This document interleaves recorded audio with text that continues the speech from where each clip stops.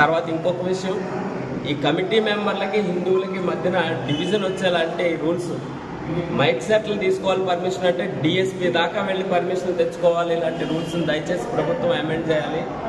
Single window ప్రొసీజర్ని government తీసుకుని వచ్చి ఈ వినాయక చవితి ఫెస్టివల్ ప్రశాంతంగా జరగటానికి, అందరూ హిందువులు ఆనందంగా ఈ పండగ చేసుకోవటానికి, మన వినాయకుడు పండగ చేసుకునేది ఎందుకు అంటే శుభాలనిస్తాడు భగవంతుడు అని, శుభాలనిస్తాడు అనే నమ్మకంతో చేసే పండగలకి అశుభాలను వెతుక్కునేటటువంటి ఇది కాదు.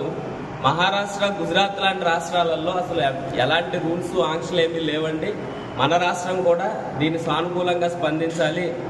ఎలాంటి ఇబ్బందులు లేకుండా ఈ వినాయక చవితి పండుగ ప్రశాంతంగా జరగడానికి ప్రభుత్వం వారు అన్ని రకాలుగాను సహకరించాలి అని విశ్వ హిందూ పరిషత్ తరఫున కోరుకుంటున్నాం.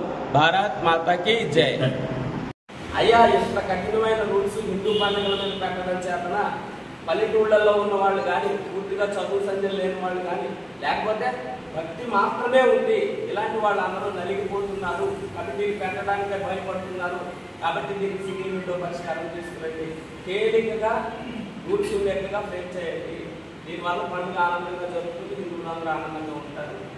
ఈ విషయాన్ని మీ ద్వారా మేము ఎప్పుడు అమలాపురంలో, మాకు అమలాపురం జర్నలిస్ట్ మీద వల్లమాలి గ్రామం, ఎందుకంటే అమలాపురం జర్నలిస్ట్ ఏ చెప్పినా సరే అది ఖచ్చితంగా సక్సెస్ అయింది. మన హనుమాన్ చాలీసా విషయం కావచ్చు, గతంలో చేసిన ఇంకా ఫెస్టివల్స్ విషయంలో కావచ్చు.